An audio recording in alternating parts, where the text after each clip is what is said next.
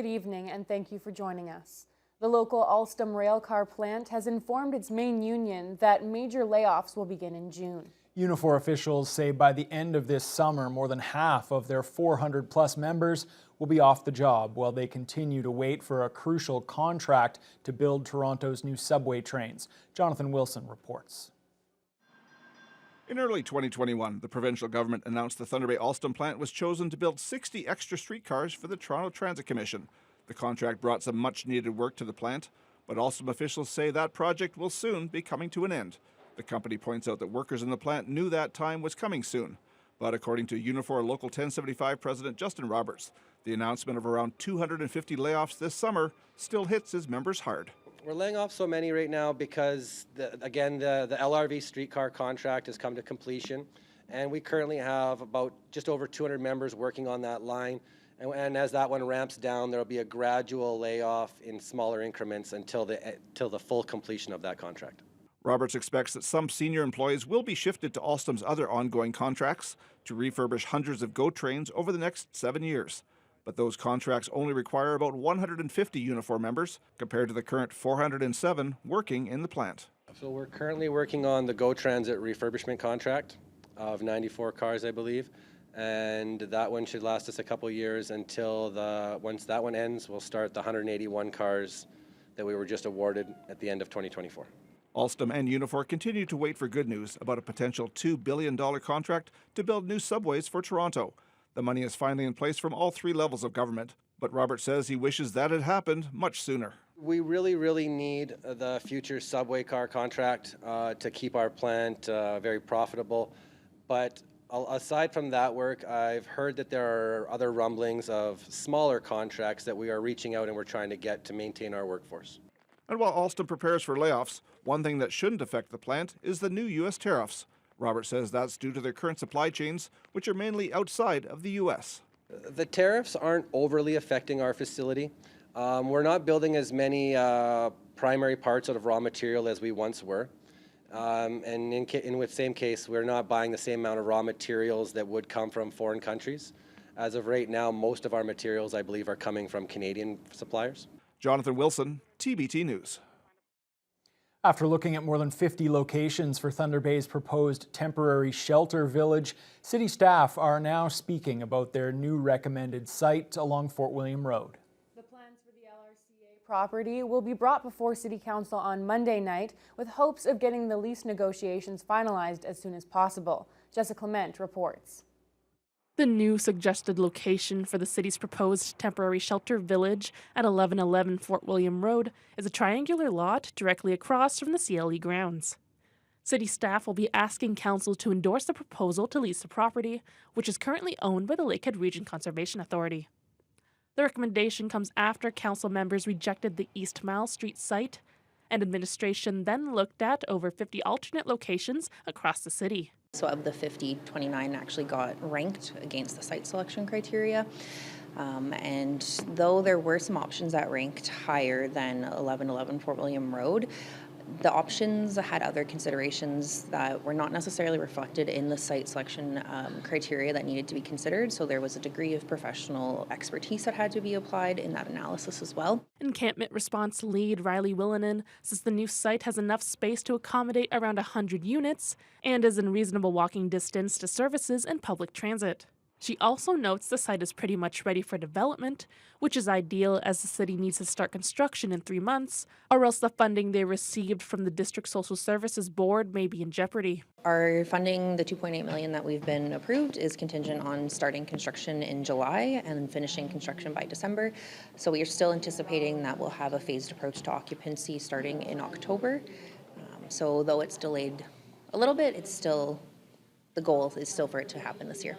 As for safety and well-being concerns, especially since the site is near the Nebing River and the McIntyre floodway, Willinen says there will be multiple safety measures implemented. The site will be fenced. There is a camera that's nearby with the Eye on the Street program that has a full view of the site, and there will be staff and security on site 24/7 as well. If approved by City Council on Monday, the city will enter lease negotiations with the LRCA. Next steps also include engagement with Indigenous leaders and community partners and collaborating more with the Conservation Authority. Jessica Clement, TBT News. 2 Thunder Bay men recently received their punishment at the city courthouse after pleading guilty to manslaughter in 2 separate homicides around the city in the past few years.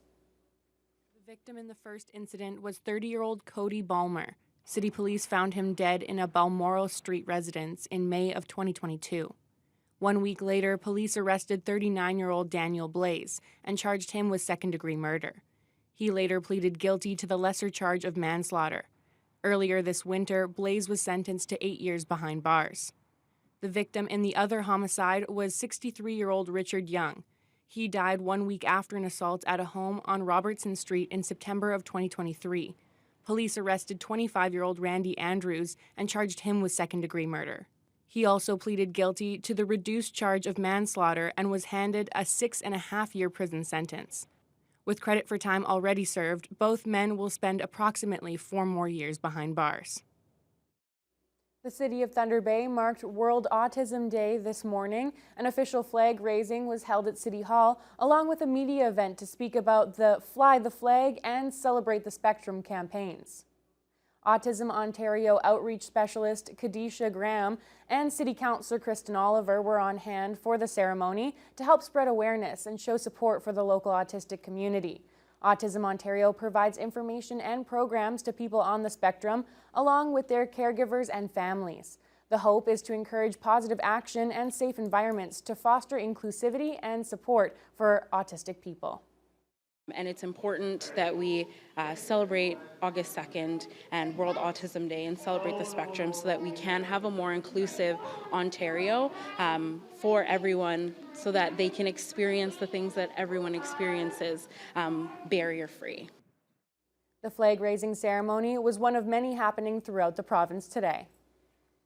The annual Fort William Rotary House Lottery is back for its 39th edition. And just like every year, Rotary organizers invite everyone in the community to purchase tickets as all proceeds support local charities. This year's newly built 1,360 square foot home is located on Bruin Crescent in the Parkdale subdivision and valued at more than $800,000. It offers 4 spacious bedrooms, 3 bathrooms, and a fully finished basement. It also features a 360 square foot garage as well as air conditioning throughout the home. Last year, about 19,500 tickets were sold, 500 shy of a sellout. This year, the Rotarians want to hit that 20,000 ticket mark and sell out, as every dollar raised directly benefits the community. Knowing that the money's going back to the communities, into a program that you use, maybe your kids or your grandkids use, feels really good. And like I said, everybody wants to win. That's the first point. And if you can't win, at least you know you're doing some good.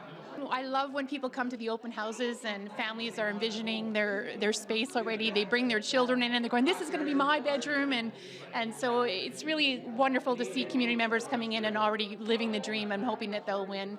But certainly when you tell people how much money goes back into the community, that's very meaningful. The Rotary Club is thanking Triad Contracting for their work on the home. Tickets are $100 each or 3 for $250. The grand prize draw will take place on Canada Day with the early bird draws starting on May 2nd. Tickets are available online or at the Thunder Bay 50/50 store at the Intercity Shopping Centre. The first ocean-going vessel of the year has made port here in Thunder Bay. The captain and crew of the Federal Franklin were greeted by the Port Authority and city officials today at the Richardson Grain Terminal and took part in a top hat ceremony to recognize the first salty of the season. Justin Hardy has the story. For the second year in a row, Captain Rohit Khosla was the first seafarer to bring in an ocean-going vessel, commonly referred to as a salty, into the local port. He helms the MV Federal Franklin. Khosla and his chief engineer Sardar Kazmeet Singh were welcomed in the ceremony with gifts and words of appreciation from port officials, as well as acting mayor Rajni Agarwal. Khosla says he may try to make it a tradition to be first every year. Awards are always welcome, and God has to be giving us a chance to do that, and I'm most willing to and looking forward of having it a third time in a row. Who knows? The Federal Franklin comes from Jamaica. It dropped off steel in Quebec and then came here for a load of canola to be brought to Veracruz, Mexico, where it will be crushed and turned into cooking oil. Loading will take some time, so Khosla and his crew will have plenty of opportunities to explore the city. Khosla says his favorite part of Thunder Bay has to be the people. I really appreciate them for being so nice, very kind. As far as the commercial aspect is concerned, this port has always been very kind to FedNap by all good reasons, what we have proved out to be. The arrival of the first Salties signals the start of international shipping season for the port.